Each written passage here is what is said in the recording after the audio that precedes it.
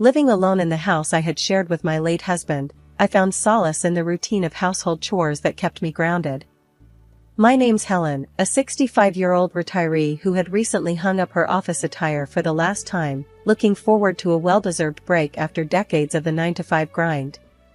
The house, a large, two-story building with rooms echoing memories of family gatherings, required constant upkeep, but I took pride in keeping every corner spotless and every garden plant thriving. My life, though quiet, was punctuated by visits from my 2 children. My eldest, a daughter named Anna, led a busy life with her husband, and they remained childless by choice, focusing on their careers. My youngest, David, however, had given me 3 wonderful grandchildren, aged between 5 and 12, who brought a whirlwind of energy into my tranquil existence whenever they visited. One crisp afternoon, as I was dusting the living room filled with photos of happier times, an unexpected knock startled me. I wasn't used to surprise visitors, especially since my circle had grown smaller over the years. Opening the door, I was met with the sight of David, his wife Carol, and their kids, their faces a mix of excitement and exhaustion. "David, what a surprise! Why didn't you give me a heads up?" I asked, my voice tinged with a mix of joy and dismay. David shrugged, a nonchalant gesture that didn't sit well with me. "Mom, you're my mother. I figured we could just pop by." His words stung more than I expected. The open-door policy I'd always maintained for family now felt like it was being taken for granted. My thoughts were soon drowned out by the chorus of "We're hungry, Grandma," from the grandkids, who were already making their way to the kitchen, a space where I'd spent countless hours preparing family meals. "Let's get you all something to eat then," I said, masking my feelings of disappointment with a smile. Turning to Carol, I added, "Could you lend a hand with dinner?"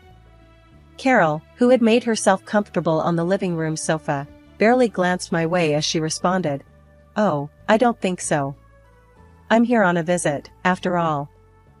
The air seemed to freeze around us.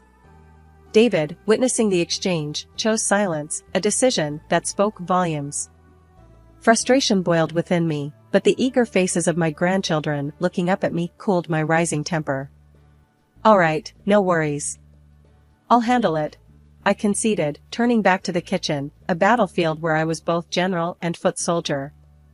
That evening, as the sun dipped below the horizon, casting long shadows across the kitchen, I found myself embroiled in the laborious task of cooking dinner for 6.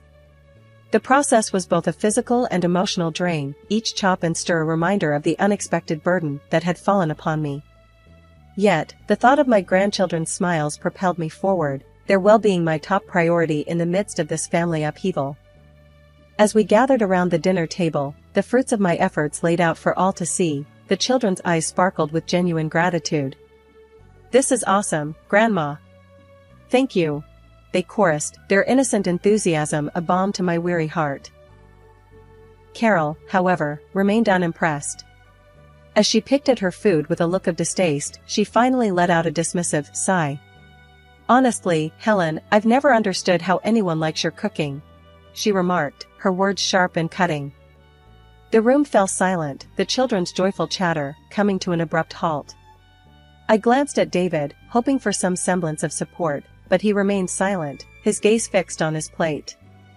The weight of the moment hung heavily in the air, a tangible reminder of the growing divide between us. Once the children were put to bed, their laughter and footsteps fading into the quiet of the night, I knew it was time to address the elephant in the room. "David, Carol, we need to talk about how long you're planning to stay," I began, my voice steady despite the turmoil churning inside me. David met my gaze, his expression one of resignation. "A few months, Mom. I lost my job, and we can't afford our own place right now," he admitted, the words heavy with a mixture of shame and defiance. The news struck me like a physical blow, the implications of their extended stay sending waves of panic through me. Yet, despite my own fears, my first instinct was to help. I might be able to speak to my old boss. "He's always looking for reliable people," I offered, clinging to the hope that I could alleviate some of our shared burden. David's response was immediate and sharp. "No, Mom. I'll find something on my own," he said, his pride evident in his terse reply. Then I turned to my daughter-in-law with a mute question. Carol's laughter cut through the tense atmosphere, her disdain palpable. Work? No way. I'll be staying home with the kids. It's enough of a job as it is, she declared, her words dripping with entitlement. The conversation left me reeling, the disparity in our perspectives clearer than ever. As I lay in bed that night, the house quiet around me, I couldn't help but feel trapped in a situation with no easy way out. My desire to support my family was clashing with the growing realization that my generosity was being exploited, and I was left wondering how I could possibly navigate the months ahead without losing myself in the process. Waking up to a house full of people had become my new normal. The once quiet mornings were now filled with the sounds of my grandchildren getting ready for the day, their laughter and chatter a stark contrast to the silence I had grown accustomed to in retirement. Yet, as much as I cherished these moments with them, the reality of my situation weighed heavily on me. The daily routine had become a relentless cycle of cooking, cleaning, and trying to maintain some semblance of order. Carol seemed oblivious to the chaos, her days spent scrolling through her phone or watching TV, while David disappeared each morning with a mumbled "looking for work," only to return in the evening, no more hopeful than the day before. One particularly taxing afternoon, as I was elbow-deep in dishwater after preparing lunch, I couldn't help but voice my frustration. "Carol, could you possibly help with the dishes? I've been on my feet all day," I asked, hoping for even a small gesture of assistance. Carol looked up from her phone, her expression one of mild annoyance. "Really, Helen? I'm sure you've got this. It's not like you have anything else to do," she replied, her voice dripping with disdain before turning her attention back to her screen. The dismissal stung, and for a moment, I stood there, the soapy water and the pile of dishes in front of me blurring into a symbol of my growing resentment. It was clear I was alone in my efforts to keep the household running smoothly. David's return that evening did little to lift the atmosphere. As we sat down to a quiet dinner, the tension was palpable. "David, have you had any luck with the job hunt?" I ventured, hoping for some positive news. He shook his head, his frustration mirrored in his tight expression. "Nothing yet, Mom. But I'll keep trying," he said, a note of defeat in his voice that tugged at my heartstrings, despite the day's trials. I sighed, the weight of their situation settling over me like a heavy blanket. "Well, what do you expect us to do, Helen? It's not like jobs are just falling out of the sky," Carol snapped, her patience clearly worn thin. I hurriedly turned the conversation to the children's need for stability and routine. "I understand it's tough, but we need to think about what's best for the kids. They need structure, especially with school starting soon," I replied, my concern for my grandchildren's well-being at the forefront of my mind. But it didn't seem to bother David and Carol much. It was well past midnight, and sleep eluded me once again. My thoughts were a whirlwind, spinning around the endless cycle of chores and the mounting tension between Carol and me. Deciding a glass of water might calm my restless mind, I quietly made my way down the hallway towards the kitchen. As I passed the living room, a faint murmur of voices stopped me in my tracks. David and Carol were up, their low conversation punctuating the stillness of the night. Curiosity piqued, I paused, straining to listen without making my presence known.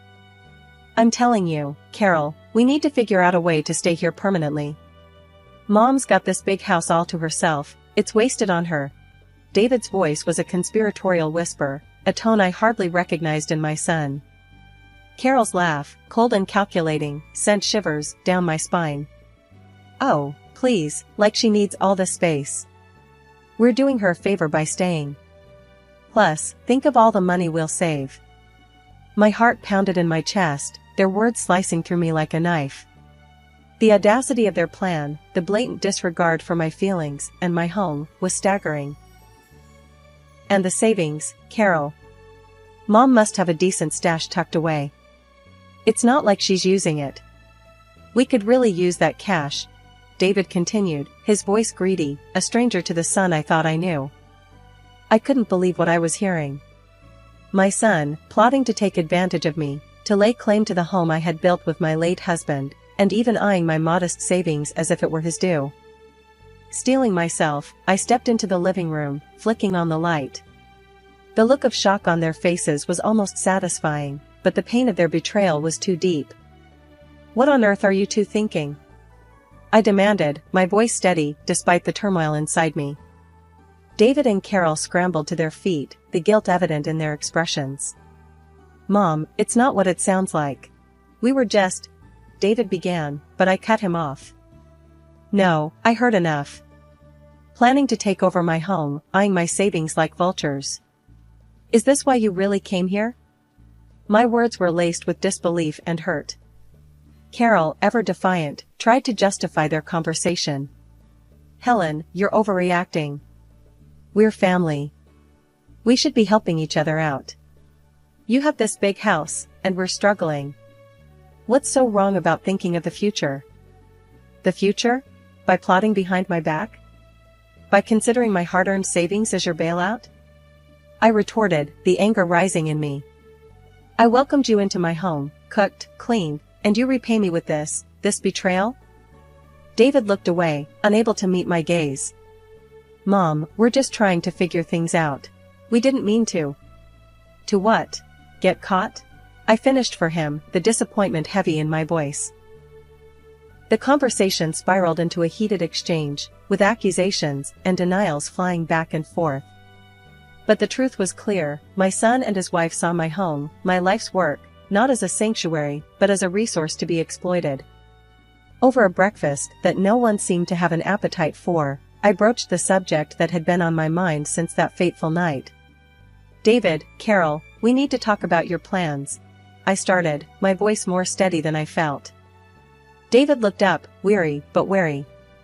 "What about them, Mom?" he asked, a hint of defensiveness in his tone. "It's clear to me that staying here isn't working for any of us. It's straining our relationship, and frankly, I can't keep living like this," I said, laying my cards on the table. Carol snorted, her disdain barely concealed. "So, what? You're kicking us out?" I sighed, the weight of the decision heavy on my heart. "I'm offering a solution. I'm willing to give you a sum of money, $5,000. It should be enough for you to rent a place for a couple of months and give David a chance to find a job," I proposed, my voice firm. David's eyes widened in surprise, and for a moment, he seemed to consider my offer seriously. "Mom, that's a lot of money." "Are you sure?" he asked, a glimmer of the sun I knew peeking through his recent attitude. "Yes, I'm sure. It's for the best. I want you to have a fresh start, but not at the cost of our family's bond," I replied, hoping my words would get through to him. Carol, however, laughed mockingly. "Babysitting money, how generous," she sneered, her words dripping with sarcasm. I ignored Carol's jab, focusing on David. "Think of it as a stepping stone. I know you're capable of turning things around. This is just to help you get on your feet," I encouraged, trying to instill a sense of hope and independence in him. David nodded slowly, his expression softening. "All right, Mom. We'll take the offer.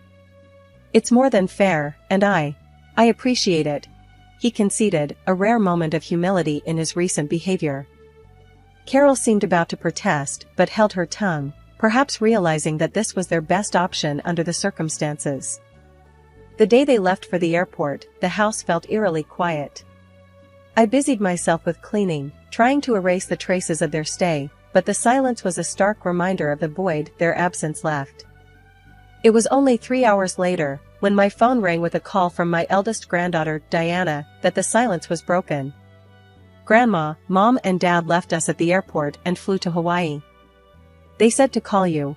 Her voice trembled, confusion and fear evident in her tone. My heart stopped. The desperation of the solution I had offered had turned into a nightmare I hadn't anticipated. They had taken the money meant to rebuild their lives and abandoned their children to escape to the resort. As I rushed to the airport and called the police, a flurry of emotions engulfed me. Anger, disbelief, but above all, a fierce determination to protect my grandchildren from any further harm caused by their parents' selfish actions. The ride back home was filled with a heavy silence, punctuated only by their occasional sniffles. My heart ached for them, their confusion and sadness palpable in the cramped space of the taxi. Once we arrived home, I ushered them inside, settling them on the couch with blankets and hot cocoa, a small attempt to provide comfort in the midst of the chaos their parents had wrought. "Grandma, why did Mom and Dad leave us?" The question came from Lily, the youngest, her big eyes searching mine for an explanation I was struggling to formulate. I sighed, taking a moment to gather my thoughts, before responding. "Sometimes, adults make very bad decisions, sweetheart. But I want you to know, you're safe here with me. Always." My words felt inadequate, but the sincerity behind them seemed to offer a modicum of comfort. Jack, more perceptive of the trio, looked at me with a maturity beyond his years. "Are they coming back for us?" he asked, his voice steady, but his concern evident. I met his gaze, my resolve firming.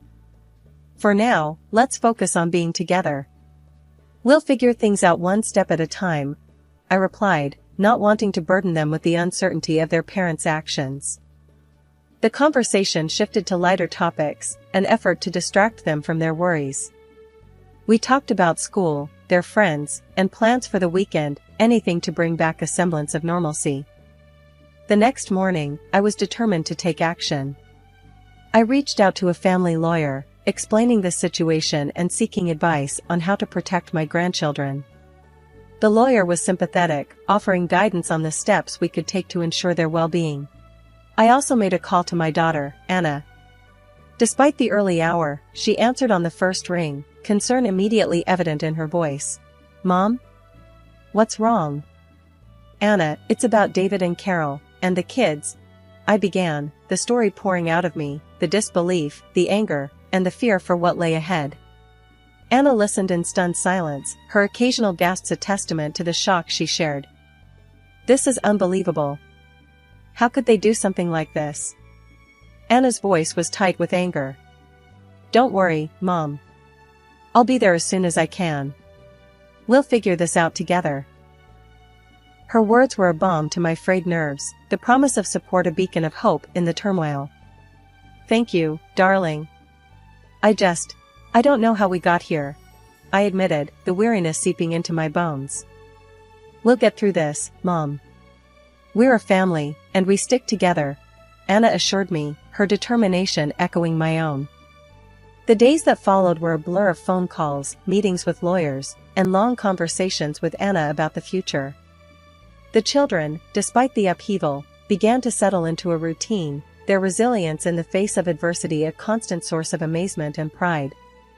The calm that had settled over the house with the children finding their routine was abruptly shattered 2 weeks later.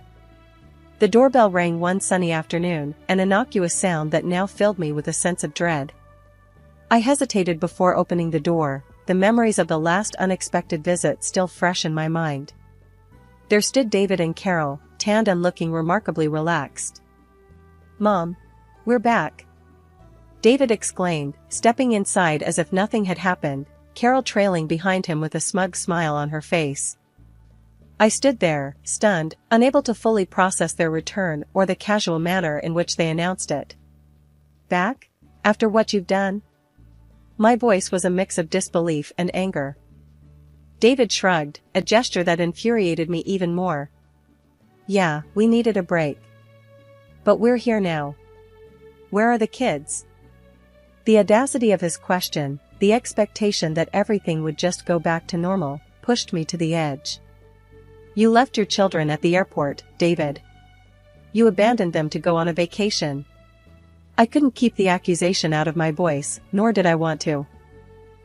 Carol rolled her eyes, dismissing my outrage. "Oh, please, Helen.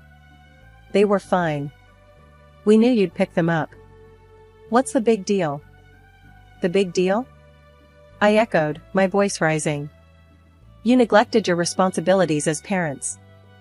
You left them scared and alone. That's the big deal." David seemed to sense the seriousness of the situation for the first time, his casual demeanor slipping. "Mom, we thought." "You thought wrong." I cut him off, my decision clear in my mind. "I can't let you just walk back into their lives as if nothing happened. Before they could respond, I made my way to the phone in the living room, dialing the number with a trembling hand. The police had been involved once, they would need to be involved again.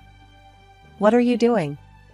Carol asked, her tone shifting from dismissive to alarmed. "I'm calling the police," I stated plainly, my finger pressing the call button. "You need to understand the seriousness of your actions." David tried to protest, his voice a mix of confusion and fear. "Mom, wait. Let's talk about this." "There's nothing to talk about. You've made your choices.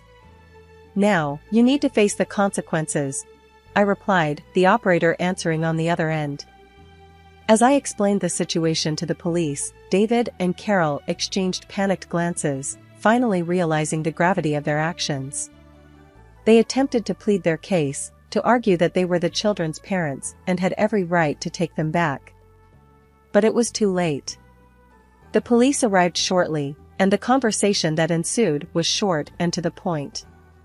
David and Carol were taken into custody for abandoning their children, their protests falling on deaf ears. After they were gone, I sat down, the adrenaline fading, leaving exhaustion in its wake. Anna arrived later that day, her support unwavering as we discussed what would come next. The children, when told of their parents' return and subsequent departure, were surprisingly stoic, a testament to their resilience and perhaps a reflection of their own understanding of their parents' failings. The final chapter of this tumultuous period in our lives began with a court ruling that was as harsh as it was justified. My son David and his wife Carol were stripped of their parental rights due to their blatant neglect and improper performance of their duties as parents. The judge didn't mince words, calling their act of leaving the kids at the airport not just irresponsible, but criminal. They now faced the very real possibility of serving time, a consequence of their actions that seemed to finally bring home the gravity of their neglect. As I sat in the courtroom, listening to the judge lay out the case against David and Carol, a part of me still couldn't believe it had come to this. My son, the boy I raised, facing a sentence for abandoning his own children. It was a bitter pill to swallow, but one that was necessary for the safety and well-being of my grandchildren.